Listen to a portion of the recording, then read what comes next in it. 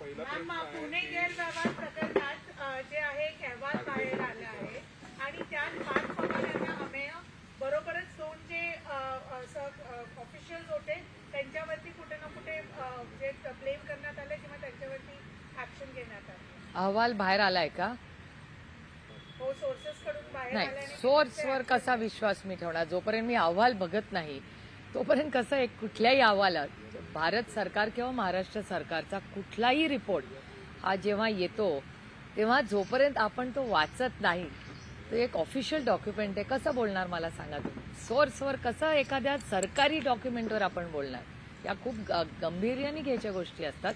त्यामुळे रिपोर्ट आला की तो मी वाचीन आणि जरूर त्याच्यावर तुम्हाला कॉमेंट देईन. आणि जर हा गोपनीय अहवाल आहे तर मुद्दामून सरकारकडून लीक केला गेलाय का?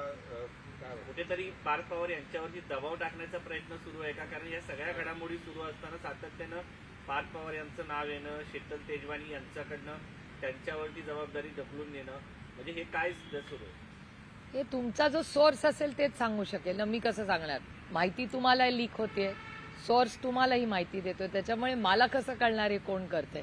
पण कुठलाही भारतीय म्हणजे हा असेल किंवा राज्यात किंवा देशातला कुठलाही गोपनीय रिपोर्ट असेल तो एक तर तो गोपनीय असेल तर तो बाहेर कसा आला?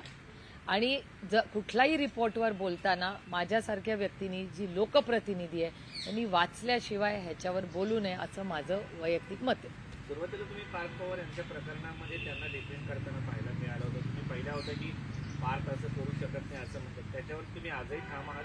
नाही, मी जेव्हा पार्थला प्रश्न विचारला होता मी तुमच्याच चॅनलवरती बातमी पाहिली आणि ती चॅनल बघून मी साधारणपणे कुणाबद्दल अशा बातम्या आल्या की मी त्या व्यक्तीला फोन करून विचारते की बाबा अशी बातमी आली आहे, काय आहे ही परिस्थिती? तेव्हा पार्थला मी फोन केला होता सकाळी आणि मी असं म्हणले होते तो मला म्हणला आत्या मी काही चुकीचं केलं नाही, मी तुम्हाला नंतर समजून सांगतो काय झालं. त्याच्यामुळे तेव्हा सकाळी मी तो स्टँड त्याच्यावर विश्वास ठेवून हा ठेवला आणि मला असं वाटतं आपण इन्क्वायरीचा जो कागद आहे तो इस्तोवर वाट बघू. पण एक गोष्टही खरी आहे की त्यावेळीच जेव्हा म्हणजे मी पार्थवर विश्वास ठेवला आणि त्यांनी जेव्हा मला सांगितलं की मी काही चुकीचं केलं नाही त्याच्यावर मी तो विश्वास ठेवून ते स्टेटमेंट तेव्हा केलं. स्टँड अजूनही तो कायम आहे. मला असं वाटतं की आपण ज्या मुलांना जन्मापासून पाहिलेलं आहे त्यांच्यावर आमच्या घरातले संस्कार हे झालेले आहेत. त्यामुळे माझा विश्वास आणि अपेक्षा माझी आमच्या घरातल्या प्रत्येक मुला आणि मुलीकडून अपेक्षाही आहे की त्यांनी कुठलंही काम ते करणार नाहीत आणि करूही नाही इथून पुढेही. एवढी एक आत्या म्हणून, एक आई म्हणून, एक मावशी म्हणून आमच्या घरातल्या सगळ्याच मुलांकडून माझी ती अपेक्षा. काही काल सुनेत्रा पवारांच्या नेतृत्वामध्ये पक्षाची बैठक देवगिरीवरती पार पडल्याचं बघायला मिळालं. त्यात चर्चा ज्या पद्धतीने झाली त्यानुसार 26 तारखेला सुनेत्रा पवार या राष्ट्रीय अध्यक्ष होतील अशा पद्धतीची माहिती समोर आली. त्या गटाने काय करायचं किंवा काय नाही करायचं तो त्यांच्या गटाचा विषय आहे ना. त्याच्यामुळे त्या ज्या बातम्या येत आहेत तो त्यांच्या त्या गटाच्या आहेत. त्याच्यामुळे ह्याची मला फारशी काय माहिती नाही. पुणे जमीन गैरव्यवहारात परत मॅम एक गोष्ट अशी आहे की तेजवानी जे आहे त्या जमिनीसाठी उच्च न्यायालयात जेव्हा गेले तेव्हा उच्च न्यायालयाने सांगितलं आहे की कशा प्रकारे हा उच्चभ्रू घोटाळा आहे. बरोबरच सहानुभूतीच्या आधारावर मागितलेल्या जामिनामुळे चुकीच्या ठिकाणी सहानुभूती दाखवल्यासारखं होईल असं न्यायालयाने स्पष्ट सांगितलं. आणि त्यांनी पार्थ पवारांना म्हणजे त्यांच्यावरती जबाबदारी ढकलण्याचाही प्रयत्न केलाय असंही त्यांनी सांगितलं. Matter is sub judice. त्याच्यामुळे कोर्ट काय देतं त्याच्यावर आपण कसं बोलणार ना. या देशामध्ये कोर्टाचे जे निर्णय असतात ते आपल्याला मान्य करायचे असतात. त्याच्यामुळे त्याचे काही ऑब्झर्वेशन्स असतील. पण मला असं वाटतं तो अहवाल आणि कोर्टाची फायनल ऑर्डर इजतोवर कुठल्याही सबज्युडिस मॅटरवर बोलणं हे योग्य नाही असं मला वाटतं. एक प्रश्न असा आहे की अजित पवारांच्या मृत्यूनंतर लगेच अल्पसंख्याक विभागाने काही तासात 75 प्रमाणपत्र शैक्षणिक संस्थांना जारी केली आणि याविषयीची माहिती बाहेर आल्यानंतर आता चौकशीचे आदेश दिले गेलेत. पण चौकशी कोणाची होणार, कोण करणार हे अजूनपर्यंत स्पष्ट नाहीये. प्रमाणपत्रांवर उपसचिव मिलिंद सोनाळे महत्वाची गोष्ट म्हणजे 3 दिवसांचा शासकीय दुखवटा होता काही त्या काळात. नाही, तुमच्याच चॅनलवर मी पाहिलं की माननीय मुख्यमंत्र्यांनी त्याला स्टे दिलेला असं आजच्या सकाळच्या वर्तमानपत्रातही आलेलं आहे आणि तुमच्या चॅनलनी दाखवलेलं आहे की मुख्यमंत्र्यांनी त्याच्यावर स्टे दिलेला आहे. आणि तुमच्या या तत्परतेमुळे म्हणजे खरं मीडियाचे आभार मानले पाहिजेत की मीडियाने हे उघड केलं हा सगळा घोटाळा आणि त्याच्यावर आता इन्क्वायरी लागते. त्याच्यामुळे मला असं वाटतं माननीय मुख्यमंत्र्यांनी ह्याच्यावर एक स्टेटमेंट केलं पाहिजे की नक्की काय झालं आणि ह्याची पूर्णपणे पारदर्शकपणे इन्क्वायरी झाली पाहिजे की हे झालंच कसं आणि जे कोणी दोषी असतील याच्या मागे त्यांना शिक्षा झाली पाहिजे, अशी मी मागणी महाराष्ट्राच्या माननीय मुख्यमंत्र्यांकडे करते. सरकारमध्ये प्रशासनावरती एक मान असणं गरजेचं आहे, प्रशासनावरती वचक असणं गरजेचं आहे. कुठेतरी सरकारचा वचक कमी झाला. एकीकडे राजकीय दुखवटा सुरू आहे, राज्याचा एक मोठा नेता गेला, त्याचमध्ये ही मलिदा खाण्याची मनोवृत्ती अधिकाऱ्यांमध्ये वाढताना दिसते. हे खूप दुर्दैवी घटना आहे आणि महाराष्ट्राचं प्रशासन म्हणजे पोलीस यंत्रणा असेल किंवा प्रशासन हे देशामध्ये अतिशय उत्तम राहिलेलं आहे. त्यामुळे हा जो नवीन ट्रेंड येतोय हा चिंताजनक आहे, कारण का ह्याच्यात बदनामी होते महाराष्ट्राची. म्हणजे दिल्लीत आता मी आले आहे, मला अनेक प्रश्न जे महाराष्ट्राबद्दल विचारले त्यातला हा एक महत्त्वाचा प्रश्न, कारण का आजकाल मीडिया एवढा अलर्ट झाला आहे, सगळ्या भाषांमध्ये बातम्या लगेच पोचतात, चॅनल्सद्वारे, सोशल मीडियाचे प्लॅटफॉर्म्सद्वारे. त्यामुळे ह्याच्यात महाराष्ट्राचीही आणि महाराष्ट्राच्या प्रशासनाची दुर्दैवाने बदनामी होते. त्यामुळे हे महाराष्ट्राच्या हिताचं नाही असं, आणि माझी अपेक्षा आहे की महाराष्ट्राच्या माननीय मुख्यमंत्र्यांनी ह्याचा जातीने लक्ष घालून अशा गोष्टी पुन्हा महाराष्ट्रात होणार नाही याची खबरदारी घेतली पाहिजे. एक असं आहे की त्यांच्या मृत्यूनंतर काही GRही जारी झाले, त्याशिवाय हे प्रमाणपत्र अशा प्रकारे सही करण्यात आली. या दोन मुद्दे आहेत. एक तर बहीण म्हणून तुम्हाला काय वाटतं की भावाचा मृत्यू झाल्यानंतर तो नेता होता तरी सुद्धा अशा घटना घडल्या, आणि दुसरा मुद्दा विरोधी पक्ष म्हणून तुम्हाला काय वाटतं मंत्र्याच्या अनुपस्थितीमध्ये अशा प्रकारे फायली क्लिअर केल्या जातात. काही ठिकाणांना काहीच लोकांना लाभ दिला गेला असं दिसतं बऱ्यापैकी. नाही, म्हणजे माणुसकीचं काय हो, माणुसकी राहिली आहे का नाही. आणि त्या मंत्रालयामध्ये दुखवटा असताना एवढं मोठं म्हणजे होतेच कशी ही घटना, ह्याची पारदर्शकपणे इन्क्वायरी झाली पाहिजे. आणि ज्या लोकांनी ही आहे केलेली आहे गोष्ट, ह्याची त्यांच्यावर स्ट्रॉंग ॲक्शन माननीय मुख्यमंत्र्यांनी घेतली पाहिजे आणि ती टाईम बाउंड मॅनरमध्ये झाली पाहिजे. काय 6 महिने 1 वर्ष 2 वर्ष चालणार नाही. माझी अपेक्षा आहे की देवेंद्रजींनी त्यांचा इतके वर्ष प्रशासनाचा अनुभव राहिलेला आहे, महाराष्ट्राचे मुख्यमंत्री राहिलेले आहेत, माझी अपेक्षा आहे की माणुसकीच्या नात्याने त्यांनी तातडीने याच्यावर ऍक्शन घेतली पाहिजे. एकीकडे पक्ष दुःखवटीत होता, एकीकडे पक्ष खूप दुःखात होता. त्याच काळात अजितदादा यांच्या पक्षाचा एक मंत्री, त्याचा PA जे आहे, लाच घेताना सापडतो, तेही मंत्रालयाच्या दुसऱ्या मजल्यावरती. याकडे जिरवाळ बद्दल बोलतायत ते, आणि ते एकतर लाच पकडताना सापडले गेले, एक त्याच्यावरती प्रतिक्रिया द्या. बरोबरच हे सांगितलं जात आहे की सुनेत्रा पवार यांची ही एक टेस्ट आहे आणि त्यात त्यांनी नाराजगी व्यक्त केली. नाही, मला माहिती नाही नाराजी व्यक्त केली का नाही, मी कसं सांगणार, मी तिथे नव्हते, त्याच्यामुळे मी काय कन्फर्म करू शकत नाही. आणि चॅनल्स म्हणतायत म्हणून त्याच्यावर अयोग्य राहील मी काय बोलणं. पण एक गोष्ट दुर्दैवी आहे आणि माझ्यासाठी धक्कादायकच आहे की एखाद्या सिटीत पक्षाचा विषय नाहीये, एक बघा पक्ष असतो, पण जेव्हा मंत्रालय असतं तेव्हा मुख्यमंत्री त्याचे अध्यक्ष असतात त्या पूर्णपणे त्या वास्तूचे, आणि मंत्री हा मंत्री असतो, मग नुसतं त्याला कॅटेगराईज तुम्ही पक्षात नाही करू शकत. पण ज्या पद्धतीने ही सगळी घटना झाली हे माझ्यासाठी धक्कादायक होतं. ACB कुणाला रिपोर्ट करतं? ACB हे रिपोर्ट करतं होम मिनिस्ट्रीला, करेक्ट? ज्या 6व्या मजल्यावर महाराष्ट्राचे माननीय मुख्यमंत्री बसतात, होम मिनिस्ट्री माननीय मुख्यमंत्र्यांकडे, त्या माननीय मुख्यमंत्री ज्या 6व्या माळ्यावर बसतात त्या 6व्या माळ्यावरच्या होम मिनिस्ट्रीनीच 3ऱ्या 4थ्या मजल्याच्या त्यांच्याच कॅबिनेटमधल्या त्यांच्याच मंत्र्याच्या इथे ACB जाणं हे धक्कादायक नाहीये का? मग ही कंप्लेंट केली कोणी? माननीय मुख्यमंत्र्यांनी उत्तर दिलं पाहिजे याचं की जर तिथे कोणीतरी टिप ऑफ दिला ना, मग हा टिप ऑफ कोणी दिला? स्वतःच्याच मंत्र्याला, स्वतःच्या मंत्रालयात, ज्या मंत्रालयाच्या बिल्डिंगचे अध्यक्ष राज्याचे तुम्ही आहात, डिपार्टमेंट तुमचं आहे, तुम्हीच स्वतःच्या मंत्र्यावर रेड करता. मग ह्यांना टिप ऑफ म्हणजे इट्स म्हणजे इंग्रजीमध्ये अंडर हिज नोज. माननीय मुख्यमंत्र्यांच्या डोळ्यासमोर त्या वास्तूमध्ये, ज्या वास्तूमध्ये तुम्ही बसता त्याच वास्तूमध्ये तुमच्या स्वतःच्याच मंत्र्याच्या विरोधात त्याचंच ऑफिस तुम्ही सील करता. म्हणजे जस्ट शॉकिंग. कोल्ड वॉर आहे म्हणायचं सरकारमध्ये ते ना, मला माहिती नाही, मला हे विश्वासच बसू शकत नाहीये. म्हणजे आपल्याच घरामध्ये आपण आपल्याच माणसावर रेड करणं, मग हा टिप ऑफ कोणी दिला आणि हे खरं आहे नाही खरं आहे ह्याची उत्तरं माझ्याकडे नाहीये. अजित नवीन पवार TCM यांच्या वरती पक्षाच्या pressure वतीने कुणी टाकण्याचा बोलत प्रयत्न नाहीये. केला. मुख्यमंत्री अजित पवार नवीन यांच्या TCM वरती पक्षाच्या pressure वतीनं प्रेशर टाकण्यासाठी एक जण विचारा नवीन TCM वरती प्रेशर टाकण्याचा प्रयत्न आहे का? आताच ते रिसेंटलीच त्यांनी जस्ट आपला पदभार स्वीकारला. हे नाही, मी ह्या कुठल्याच प्रश्नाची उत्तरं देऊ शकत नाही, कारण मला वास्तव नाही माहिती आणि मी फक्त वास्तवतेवर बोलते. तुम्हाला माहिती आहे, मी डेटा आणि माझ्याकडे वास्तव असेल तेवढंच बोलते. जेव्हा माहिती नाही तेव्हा मी प्रांजळपणे कबूल करते की मला माहिती नाही. पण धक्कादायक एक गोष्ट आहे, मी पुन्हा तेच बोलते की ज्या वास्तूमध्ये तुमचं ऑफिस हे मंत्रालय आहे महाराष्ट्राचं, महाराष्ट्राची मायबाप जनता त्या मंत्रालयाकडे अपेक्षेने बघते की आम्हाला न्याय ही बिल्डिंग देईल. हे मायबाप सरकार आहे. मायबाप सरकारच जर स्वतःच्याच मंत्र्यावर या गोष्टी स्वतःच्याच वास्तूमध्ये, इट इज जस्ट शॉकिंग. म्हणजे मला अजूनच विश्वासच बसत नाही. आणि ते डिपार्टमेंट माननीय मुख्यमंत्र्यांकडे, माननीय मुख्यमंत्र्यांनीच स्वतःच्याच मंत्री, कारण का मी पुन्हा पुन्हा रिपीट करते की जेव्हा तुम्ही मुख्यमंत्री असता तेव्हा तुम्ही पक्षाचे मुख्यमंत्री नसता, तुम्ही राज्याचे मुख्यमंत्री असता. मंत्री पक्षाचा नसतो, तुमच्या कॅबिनेटमधला तो मंत्री असतो. मग कसला हा पक्ष आणि तो पक्ष? Your a team. आपल्याच टीम मेंबरवर हे करणं आणि त्याचं ऑफिस सील करणं, आणि हे मला कुठून कळलंय? तुमच्या चॅनलवर न कळलं. याच्यावरती पक्षाकडनं कुठलीही ठाम भूमिका मांडली गेली नाही किंवा कोणी दादांच्या समोर आलं नाही वतीनं असं कोणी वाटतं. बोललेलं कारण गेलं हिरवळांना नाहीये protect पक्षाच्या करताना वतीनं. कोणी प्रफुल्ल बघायला पटेल मिळालं नाही. नाहीये. ते नाही मला माहिती. आता त्यांच्या पक्षांनी पार्थला पण कुठे डिफेंड केलं, त्याच्यामुळे ते सोयीप्रमाणे म्हणजे त्यांची डिफेन्स मेकॅनिझम काय आहे मला नाही माहिती बाबा. काही महसूल मंत्र्यांवरही आरोप झालेले आहेत. नाही, काही याचा ऑपरेशन प्रश्न बिहार एकच वरून- प्रश्न आहे याच्या संदर्भामध्ये.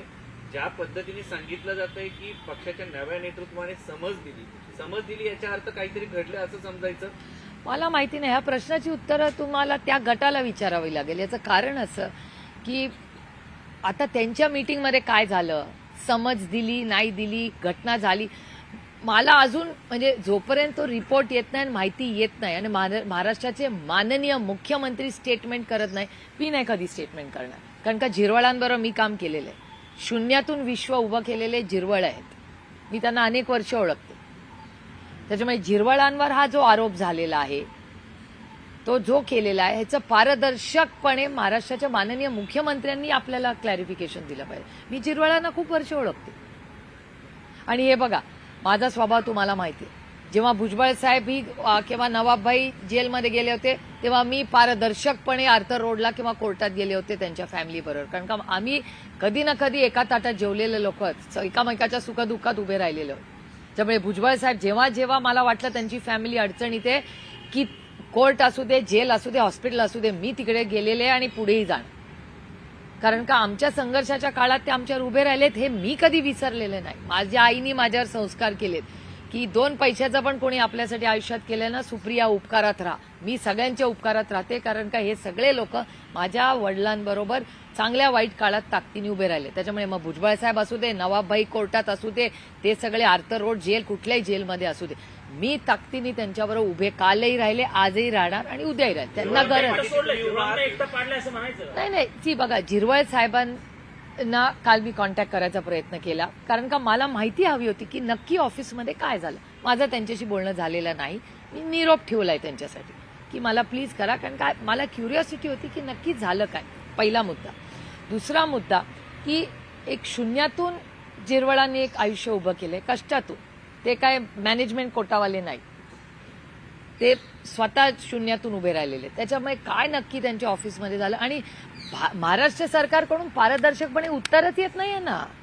महाराष्ट्र सरकारने उत्तर दिलं पाहिजे ना. आता तुम्ही विचार करा ना, तुम्ही जर महाराष्ट्राच्या माननीय मुख्यमंत्री असता, तुमच्या ऑफिसमध्ये किंवा तुमच्या प्रेसचं म्हणूया ना, पण तुमचा प्रेस आहे ना, तुमच्या चॅनलमध्ये तुमचा एक रिपोर्टर पैसे घेता सापडला, तुमच्या एडिटरनी सांगायला नको तुम्हाला सगळ्यांना इन्क्वायरी लावायला नको. त्यांनी स्टेटमेंट केलं पाहिजे की बाबा आज आपल्या ऑफिसमध्ये ही घटना झालेली आहे. आणि हे नुसतं प्रायव्हेट कंपनी नाही, महाराष्ट्राचं सरकार आहे. ही प्रायव्हेट कंपनी नाही. प्रायव्हेट कंपनीमध्ये लगेच इन्क्वायरी लागते. हे महाराष्ट्राचं सरकार आहे. मंत्रालयातून पूर्ण राज्य चालतं. 6व्या मजल्यानी 3ऱ्या-4थ्या मजल्यावर रेड केली आहे. हे म्हणजे मला अजून खरंच वाटत नाही की माननीय मुख्यमंत्र्यांनी स्वतःच्या कॅबिनेट मिनिस्टरवर ही रेड होते. हे असं कसं होऊ शकतं? पक्ष शांत आहे का ताई? तर त्याचं उत्तर मी नाही देऊ शकत. त्यांच्या गटाने काय करायचं काय नाही करायचं हा त्यांचा चॉईस आहे. मी हे बघा, मी लोकप्रतिनिधी आहे. लोकांचा आवाज म्हणून मी दिल्लीला मला पाठवतात. त्याच्यामुळे महाराष्ट्र सरकारमध्ये जे काय होतं किंवा ज्या राज्यातून मी येते किंवा दुसऱ्या राज्यांमधून येते, मला लोकांनी इथे बोलायलाच पाठवलेला आणि न्याय मागायला, आणि मी विरोधात आहे. त्याच्यामुळे अर्थातच माझी नैतिक जबाबदारी आहे की माझ्या राज्यात, ज्या राज्यातून मी निवडून येते त्या राज्यात जर चुकीच्या गोष्टी होत असतील ज्या कधीच झालेल्या नाहीत. एसीबीची रेड मंत्रालयात होते, कॅबिनेट मिनिस्टरचं सील होतं, कॅबिन सील होतं. ऐसा कैसे हो सकता है? काही विशेष म्हणजे त्यांनीच पहिल्यांदा सुनेत्रा पवार उपमुख्यमंत्री व्हाव्यात असं झिरवळ म्हणाले होते. सगळ्यात पहिली आज भूमिका तुम्हाला त्यांनी एक ठाम मांडली होती. नेता म्हणून वाटतं की झिरवळांच्या पाठीशी उभं राहण्याची गरज आहे नेतृत्वाने किंवा नाही बघा, माझं म्हणजे माझ्या ह्या बाबतीत मुद्दे कम्प्लीट क्लॅरिटी. माझं असं म्हणणं असतं की आरोप प्रत्यारोप होत राहतात. आपण आपल्याबरोबर जे लोक आहेत त्यांच्याबरोबर नेहमी उभं राहिलं पाहिजे. जे आपल्या सुखदुःखात आपल्यावर राहिले त्यांच्यावर आपण राहिलं पाहिजे. हे इट इज द ऑब्व्हियस ना. म्हणजे हीच तर माणुसकी आहे ना. राजनीती तो चलती रहेगी. काल जी बैठक झाली आणि जोपर्यंत इन्क्वायरी, मी कधीच आजपर्यंत कुणावर आरोप केले नाही, प्रत्यारोप. जेव्हा डेटा येतो त्या डेटा बेसवर मी बोलते. ताई, काल जी बैठक झाली काल जी बैठक झाली सुनेत्रा पवारांच्या नेतृत्वामध्ये, त्या बैठकीमध्ये सुनील तटकरेंनी सांगितलं की विलिनीकरणाच्या अनुषंगानं कुठलीच चर्चा नाही. ज्या पद्धतीनं तुमच्या पक्षाच्या अनेक नेत्यांकडनं दावे केले जात होते किंवा बोललं जात होते की बाबा दादांसोबत आमची चर्चा होती, आमचे दोन्ही पक्ष आगामी काळामध्ये एकत्र होतात. कारण पवार साहेबांनी 12 तारखेची सांगितलेली होती. सुनील तटकरे म्हणतात आता कुठल्याही पद्धतीची चर्चा नाही. अर्थ घ्यायचा याचा की विलिनीकरणाची चर्चा आता गुंडाळली. मी तुम्हाला एक गोष्ट सांगू का? माझा भाऊच राहिला नाही, आता दादाच नाही राहिला. क्या मायने रखता है? त्याचं दुःख, दादांनी घेतलेले निर्णय, दादाची स्वप्न दादा बरोबरच गेली. आणि आज माझा भाऊच नाही राहिला. त्याच्यामुळे आज कोण काय म्हणतंय मला काय फरक पडतो? मला खरंच सांगा. नरेश अरोरा हे त्या पक्षाचे सल्लागार आहेत. त्यांना राज्यसभा दिली जाणार असल्याची बातम्या येत आहेत. कसं बघता? कारण दादांनी जी बैठक शेवटची झाली तटकरेंसोबत, त्या नरेश अरोरांना काम जे दिलं होतं ते कमी करण्यासंदर्भात चर्चा झाली होती. आता त्याच अरोरांना राज्यसभा मिळणार असं सांगितलं जातं. आजच्या सकाळच्या वर्तमानपत्रात संभाजीनगरला ती बातमी आली आहे असं अनेक चॅनल्सवर सांगण्यात आलंय. त्यामुळे ते आता त्यांच्या पक्षाने कुणाला कुठलं काय पद द्यायचं हा त्यांच्या पक्षाचा अधिकार आहे ना. एका सशक्त लोकशाहीमध्ये त्यांनी ठरवायचं कुणाला काय द्यायचं. तो त्यांचा अंतर्गत विषय आहे त्यांच्या पक्षाचा. मॅम, पार्थ पवाराबद्दल एकतर ज्या प्रकाराने जे ॲलिगेशन्स त्यांच्या अगेन्स्ट येत आहेत तसंच हेही बघितलं जातं ते कुठे ना कुठे फोरफ्रंटवर आहेत. म्हणजे अजित पवार यांच्या निधनानंतर सुनेत्रा पवार मॅम बरोबर पण फोरफ्रंटवर दिसतात. तर एक नैतिकता म्हणून कुठे ना कुठे एक अकाउंटेबिलिटी फिक्स होते, ती दिसून येत नाही हेही कुठे समजतं. म्हणजे ते होल्ड घेत आहेत पार्टीवर किंवा ते कोणता रोल प्ले करणार आहेत. ऑलरेडी ॲलिगेशन्स आहेत त्यांच्यावरती. एक हा प्रश्न. बरोबरच सरकारचा पण कुठे ना कुठे प्रेशर आहे का या पूर्ण सुनेत्रा पवार आणि अजित पवार या फॅमिलीवरती? कारण की पहिले नरहरी झिरवळ, इव्हन पार्टीवरती पहिले नरहरी झिरवळ आणि आता हा अहवाल. मला खरंच याच्यावर काही फार बोलता येणार नाही, कारण का हा त्यांचा सगळ्यांचा तो अंतर्गत प्रश्न आहे.